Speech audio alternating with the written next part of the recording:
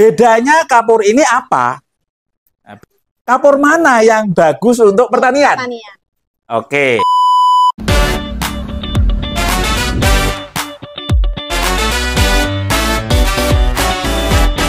Tanah yang tadi kita ambil dari lahan. Assalamualaikum warahmatullahi wabarakatuh. Kembali lagi dengan saya Fatima dari Klinik Tanaman Hortikultura Indonesia. Nah, pada kesempatan kali ini kita akan saya didampingi oleh Pak Huri. Kita akan membahas salah satu perbincangan hangat yang masih sering dibicarakan dan dibingungkan oleh sobat-sobat tani.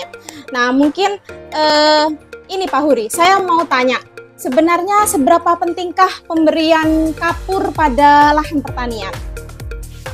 Ya, okay. Apakah harus semua lahan itu sebelum penanaman itu harus ditabur kapur dulu, atau pada saat penanaman ditabur kapur?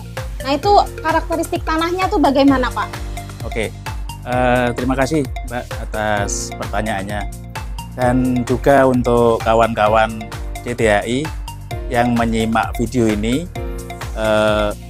bisa nanti sama-sama dipahami bahwa pentingnya kapur pertanian atau kalsium untuk pertanian kita. Kenapa kalsium itu penting? Tadi pertanyaannya, seberapa pentingkah kalsium ya?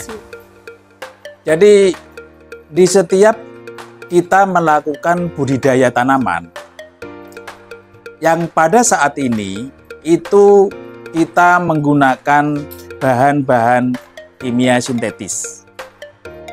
Contohnya kimia sintetis itu apa?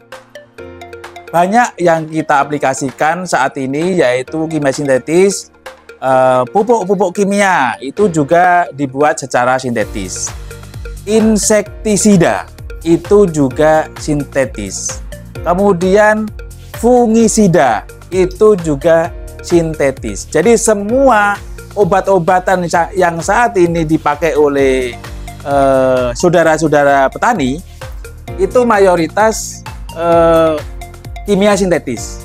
Nah, karena kita di sini petani-petani menggunakan banyak kimia sintetis, sehingga di situ menimbulkan residu. Tentunya karena biasanya kimia sintetis ini memiliki sifat yang asam, sehingga akan terjadi residu pada tanah, juga akan menjadi asam. Ini untuk perihal yang ke tanah.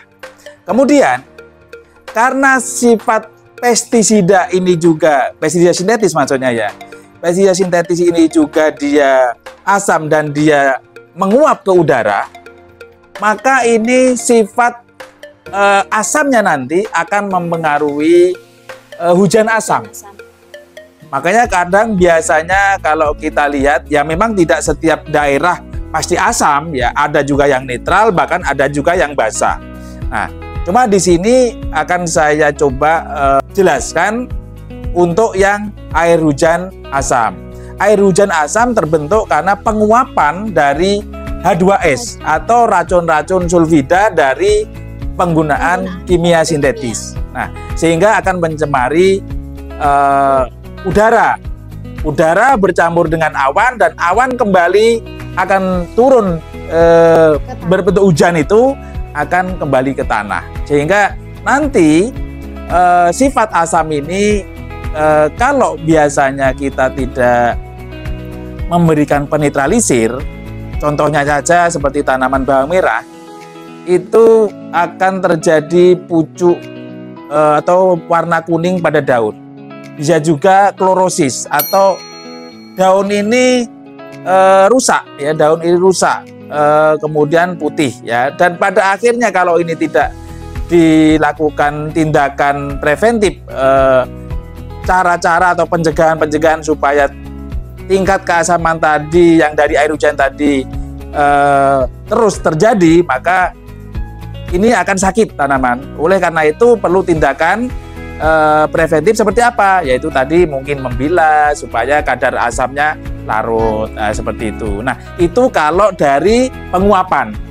Kemudian sifat asamnya ini juga mencemari selain di lahan ya, ini mencemari air pada irigasi. Nah, kita tahu bahwa di setiap petani saat ini yang digunakan adalah kimia sintetis, dan jarang sekali mereka menggunakan kimia organik yang notabene kimia organik itu adalah mudah ternetralisir dan tidak ada residu. Nah, karena banyaknya kondisi mereka menggunakan kimia sintetis, maka pencemaran tidak hanya terjadi di udara, pencemaran tidak hanya terjadi di lahan pertanian pada saat terjadi menyemprot insektisida atau pestisida sintetis, juga terjadi pada air. Karena pada saat setelah selesai nyemprot ya, pasti sedikit banyak mencuci tangki bekas herbisida, mencuci tangki bekas insektisida dan lain-lain, dan itu juga terbawa oleh air, sehingga polutan yang terbawa oleh air atau kandungan senyawa yang ada dalam air tidak hanya murni air, tapi ada kandungan yang memang di situ istilahnya sisa-sisa zat asam tadi. Nah, seperti itu. Nah, di sini kenapa kapur itu penting? Nah, kan karena permasalahannya tadi itu banyak asam yang terjadi di air, di udara, di tanah, ya di air, udara, tanah. Nah, di sini kenapa kapur itu penting untuk di lahan pertanian? Satu sisi kapur bisa menetralkan racun, ya. Karena racun ini tadi sifat residunya adalah asam. Maka bila mana tanah ini diberikan kapur, maka tingkat asam atau keasaman dari residu penggunaan pestisida sintetis tadi itu akan normal atau netral, sehingga bisa di pH 7. Sehingga syarat tumbuhan yang kita tanam atau tanaman yang kita tanam akan memenuhi syarat. Karena kalau pH itu tetap di asam atau pH itu di basa, ini maksud saya pH tanah ya, maka tanaman tidak akan tumbuh dengan baik. Oleh karena itu, di sini dibutuhkan adanya kapur pertanian. Nah, selain dia menetralkan racun, ya tadi sudah sedikit disinggung bahwa kapur ini bisa menormalkan pH. Kita tahu bahwa syarat tumbuh tanaman itu pada pH netral. pH netral itu berapa? Antara 6 sampai dengan 7. 7 lebih atau 7,5, 7,7 masih bisa. Asal di situ tidak sampai basa. Anggap 8 sampai 14 angka nilai pH basa itu tidak sampai di angka-angka tersebut.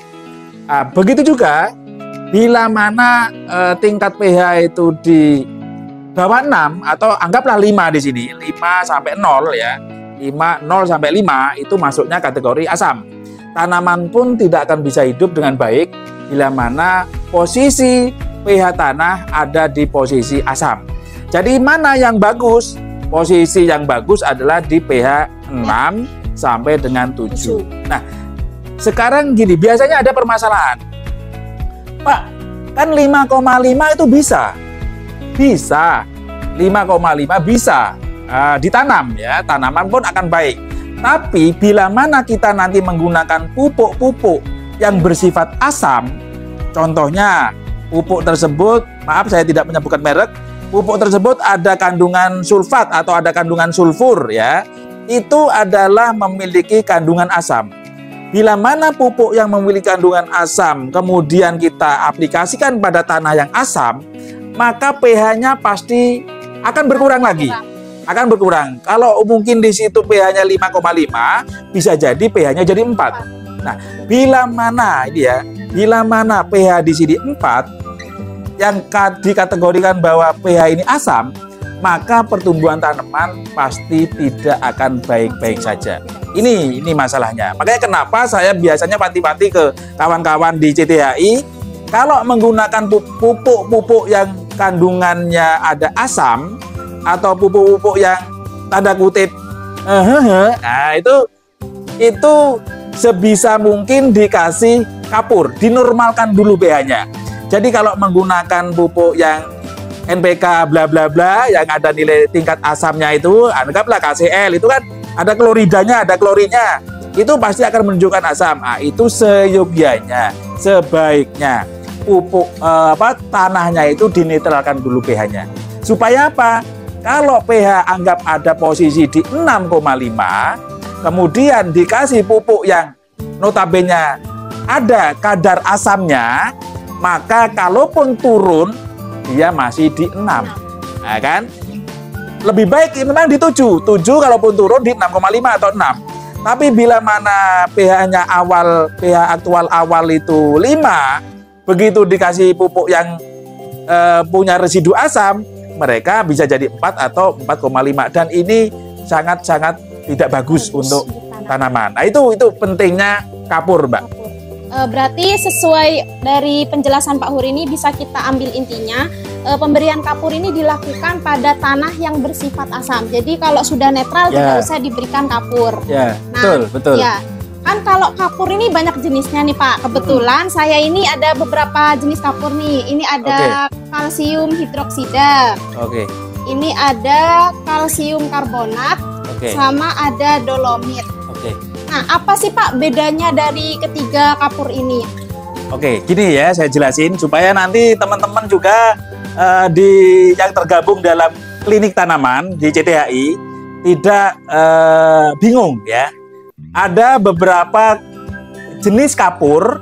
Ini tadi disebutkan sama Mbak Fatimah, ada kalsium hidroksida atau CaOH2. Kemudian di sini ada kalsium karbonat atau CaCO3. Kemudian di sini ada dolomit atau CaOMgO atau kalsium oksid dan magnesium oksid ya. Nah, bedanya kapur ini apa? Nah, bedanya ya, ini saya jelaskan.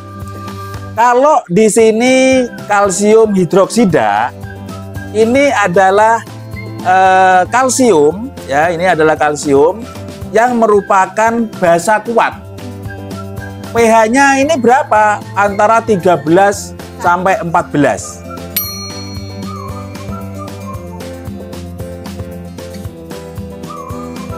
Nah, kalsium hidroksida ini terbentuk ya dari kalsium oksida. Kalsium oksida, kalsium oksid yang direaksikan dengan air. Nah, karena apa ini hancur, ini udah jadi tepung ya, karena begitu direaksikan dengan air itu bisa hancur dengan sendirinya atau bisa dibantu dengan mesin juga. Jadi kalsium hidroksida adalah kalsium yang memiliki pH basa kuat ya.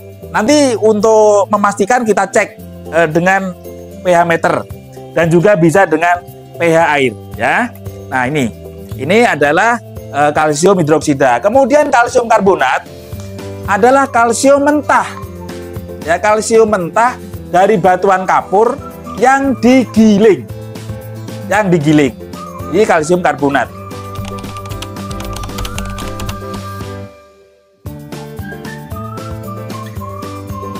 Kemudian di sini ada dolomit. Nah, atau CaO.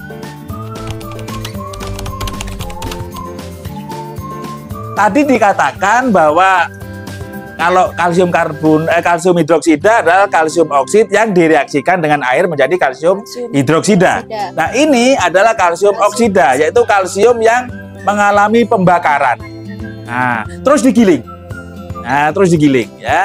Terus digiling ini. Nah, terus pertanyaannya, kapur mana yang bagus untuk pertanian? Oke. Semuanya ini bisa digunakan untuk pertanian, ya. Tapi manakah yang terbaik? Yang terbaik adalah yang ini, CaO, kalsium oksid, ya. Ini dolomit. Kandungannya biasanya kalsium oksid dan magnesium oksid. Ini oksida, jadi kalsium yang sudah teroksidasi, ya, dioksidasi. Nah, pH-nya berapa? Nah, kalau ingin tahu nanti pH dolomit, kita nanti cek bersama-sama. Oke. Nah, kemudian kembali lagi yang ini, yang kalsium karbonat, pH-nya berapa? Kita juga akan cek nanti secara real.